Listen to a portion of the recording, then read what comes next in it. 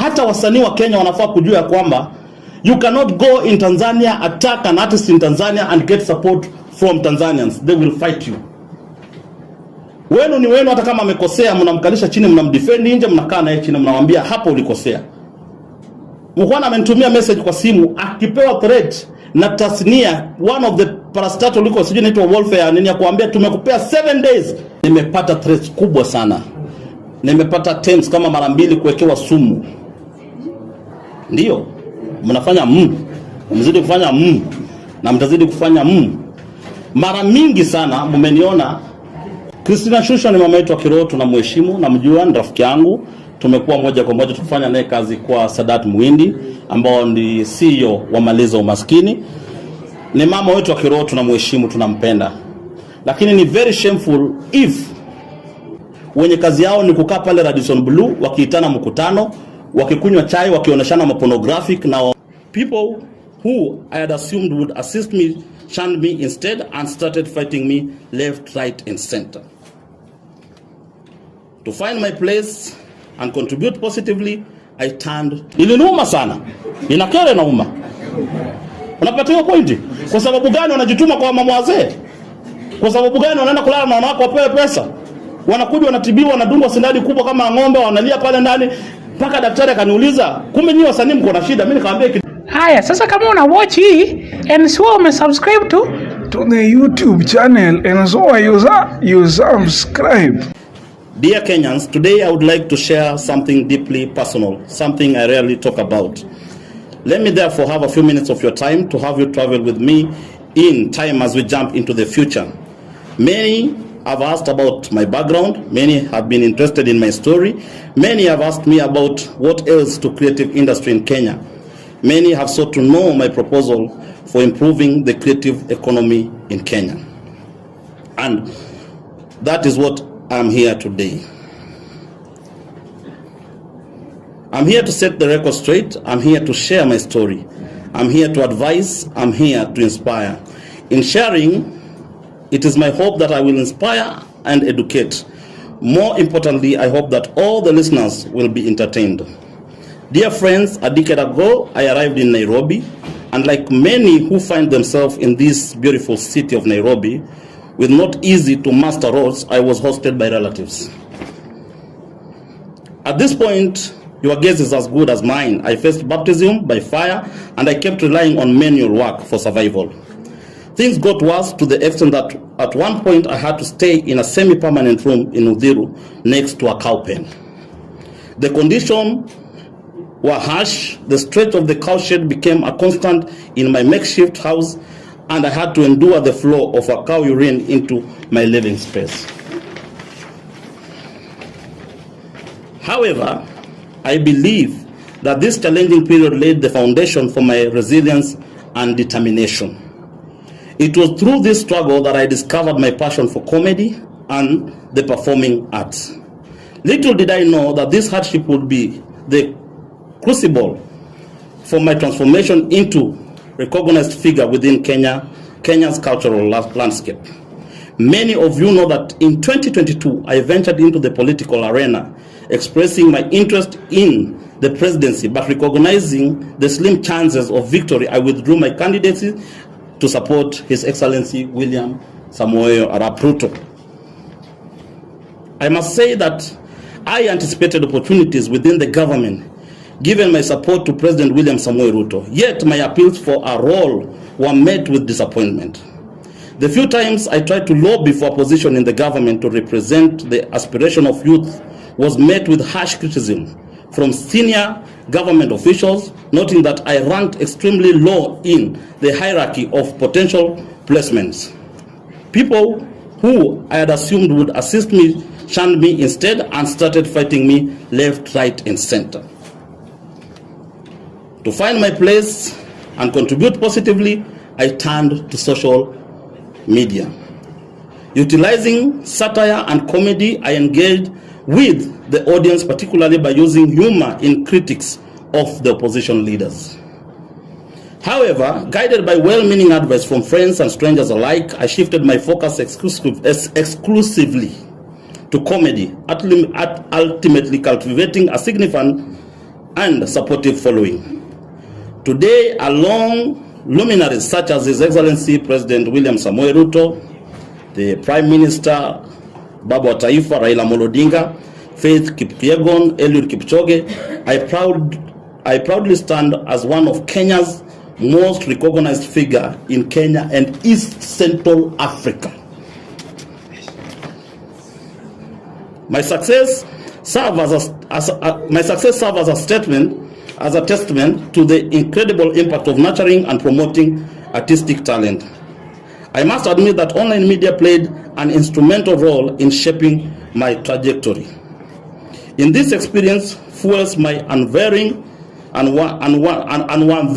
commitment to advocating for online media, knowing firsthand its potential to be a substantial employer and a lifeline for the most deserving talents. Hence, my passion for the proposed reform stems from a genuine belief in the transformative power of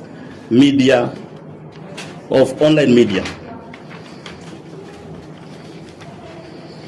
It is not just conduit for entertainment, it is a gateway to opportunities, especially for those in dire need for platform to showcase their talents. Recognizing the broader challenge faced by artists and creative industry, I call upon our members of parliament to take decisive action, and I also urgently need to establishment of robust infrastructure to support talent development along with formal recognition and backing for online media. Additionally, I propose the facilitation of government advertising within creative sector to foster growth and sustainability. To further fortify our creative industry, I advocate for imposition of substantial taxes on visiting artists. Waiver should only be granted if promoter actively engage local talents for collaborative performance during such event. Moreover, I strongly recommend the enactment of legislation mandating that 85% of content in our media houses be produced by local artists. Failure to promptly implement the essential reforms will be granted as an affront to online media and artists. In response, I prepare to lead a concerted campaign for change. In recent discussion with 10 sitting MPs, I have received assurance of their commitment to champion these causes. I want to make it clear that my commitment to this proposal is not mere rhetoric. I pledge to ensure that members of parliament who do not support this crucial reform lose their seats. This is not an idle threat. It is a promise that I, along with fellow artists and media advocates, will actively work towards. In conclusion, let us stand united in fostering an environment where talent can thrive and where the creative industry becomes a powerhouse for our nation's prosperity. Together, we can bring out the change we envision and secure a brighter future for countless upcoming artists waiting for their moment in their spotlight. With gratitude determination, steadfast commitment to the arts, I, Dr. Cassypul, Kapon cha rais, ukipenda mwite shehe. Wapendwa, Kiingereza sio kitu ya kuchezewa. Shika, tuendelee sasa na maneno. Hiyo ndio ilikuwa ni statement yangu, nimeifanya. Asanteni, nakaribisha maswali. Okay, Cassypul, ni kaka J Media hapa. Swali langu ni, nyuma yako kuna bango linasema ni yetu si yao. Determination. Tunataka kujua kipi ambacho kinahusika kwenye maneno. Determination ni initiative, ni kama movement. Siwezi kusema ni kama hustler nation kwa sababu ni tofauti, kwa sababu Determination ni CBO, ni non-governmental organization, ni non-profit organization. Haiko kwa siasa. Tunajaribu kuamsha vitu ambazo zimelala kwa tasnia ya muziki, kwa siasa, kwa vitu tofauti, vijana kujituma. Jitume ni jina inaitwa kujituma. Sio tunaketi chini pale mtaani. So tukaanzisha hii movement pamoja na marafiki zangu ambao wengine wao wako hapa na wengine wako nje ya nchi. Tukasema ya kwamba tuanzishe Jitume Nation kwa sababu tunahisi ya kwamba kuna gap kubwa sana, kwa sababu kuna mrengo ambao iko upande wa siasa ile tofauti, upande ile nyingine ya ODM unajua, na kuna ile upande wa inaitwaje, Kenya Kwanza. So Jitume Nation itaunganisha vijana wote Kenya mzima, kufufua talanta, kuwapa kusukuma vitu ambazo wangependa kuongea lakini wameshindwa kuongea. Tutatumia jukwaa hii kwa kuongea na ku make sure vijana wa nchi wamepata nafasi tena kwenye serikali ya nchi. Nina swali, Cassypul kutoka Streambers. Transformative change in Kenya's creative landscape. Of course, si mara ya kwanza tumeweza kuona this project happening. Tumeweza kuona ili kumudi ya kutetea the creatives. Labda unatumia njia gani? Tumeweza kuona ili kumudi kila maandamano mara nyingine vitu kama hivyo. Kwako wewe unaenda kutumia njia gani? Kabla sijakuja na hiyo idea ya kusema kwamba tunataka tusukume tuhakikisha kwamba msanii wa Kenya anachezwa 85%. Msanii wa Kenya anapewa nafasi kufanya show kwenye jukwaa na wasimletee madharau ama apate revenue kutoka kwa ringback tones.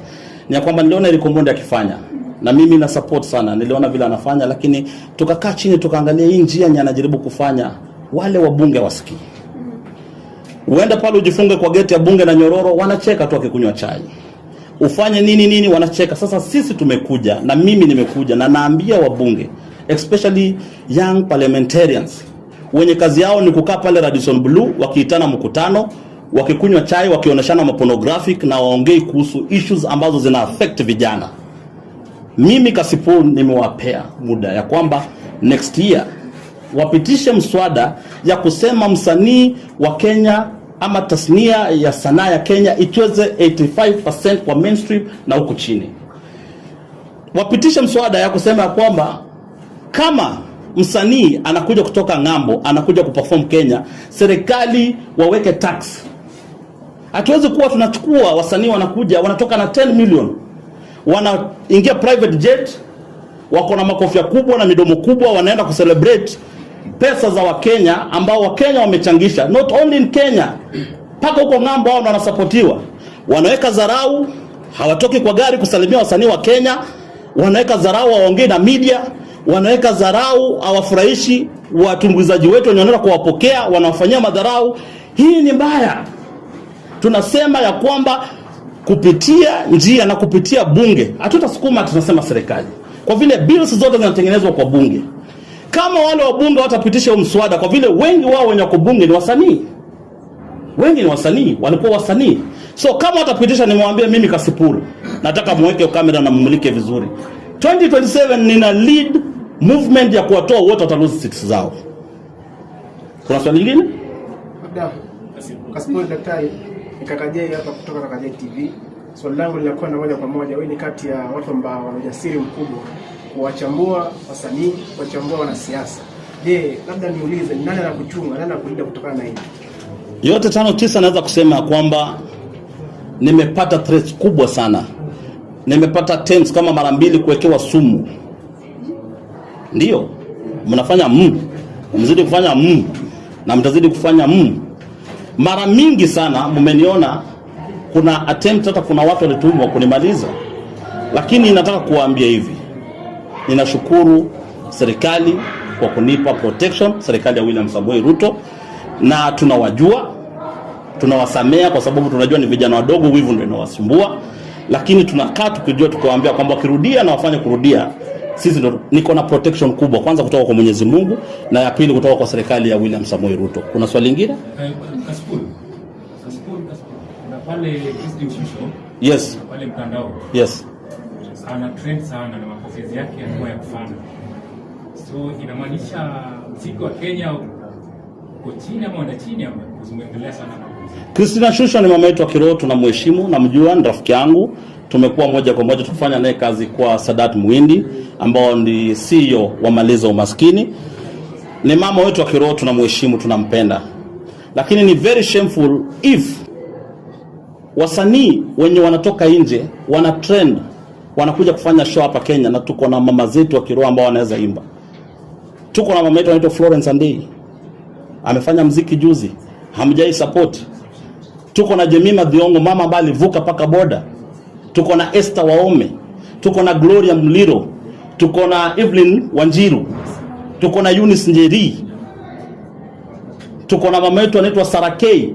Wasanii ambao ni wakubwa wakienda Tanzania wanabariki watu. Unapata? Tuko na Solomon Mkubwa. What is it about now mtu mmoja anakuja na trendi Kenya na nyinyi wote mnataka kutrendisha paka mnafanya challenges, watu wapumbavu, watu wajinga. Mnakosa kusupport your own. Shame on you. Hii ndio itakuwa mwisho ya wasanii kutoka nje, kutoka neighboring country kutrend nchi. Kwa sababu siku ni watapigwa tax.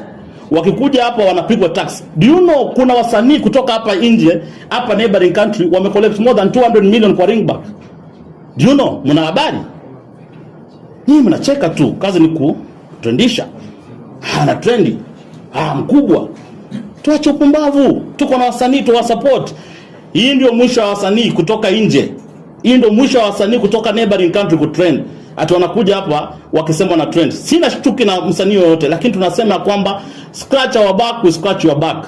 Lini msanii wa Kenya alienda ka trend Tanzania? Anaenda kufanya nini muziki? Lini alitrend hapa Uganda? Lini walitrend ni Nigeria? Nyinyi ndio kazi yenu ni kusupport wasanii wa nje. Itaisha. Na mimi nimeambia wabunge sio threat, lazima hii bill itapitishwa. Wasianze kusema sijui president wao wapitishe bill wapelekee president akatae kusign tuseme president wako na shida.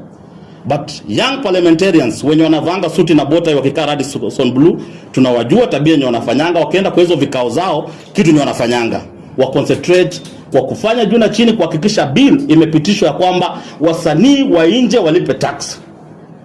Wasanii wa nje wapewe 15% airplay. Ndio tukuze watoto wetu. Watoto wetu wanakufa na gonorea. Juzi mimi nimeenda kutibiwa pale, nilikuwa na infection kidogo, nikapata mwingine ametoka kutibiwa gonorea. Iliniuma sana. Inakera na uma. Unapata hiyo point? Kwa sababu gani wanajituma kwa mama wazee? Kwa sababu gani wanaenda kulala na wanawake wapewe pesa? Wanakuja wanatibiwa, wanadungwa sindani kubwa kama ng'ombe, wanalia pale ndani. Mpaka daktari akaniuliza, kumbe nyinyi wasanii mko na shida? Mimi nikamwambia dogo tu, tulikuwa na shiko hiyo siku, niko hapa chini boil imenifura, nikaenda kudungwa sindani. Wakasema kumbe nyinyi mnaumianga nyinyi wote, nikawa mnaumia wote nini? Gonorea. So yote tano tisa ni ya kwamba lazima tufufue industry ya Kenya. Swali kulingana na hiyo umesema walipe tax. Mara mingi wanakuja wanapitia na promoters huku Kenya. Kidogo tu tumepata kuna mwanamuziki anayejiita Rose Muhando. Alicollect pesa kulingana na pastor Kwana. Alicollect pesa na hakuapia pesa karibu, wamesema ni kama kanisa 5 hivi. Kuna yapi ya kusema kuhusu watu wanatoka nje wanakuja kwa promoter na bado wananyanyasana hapa nchini?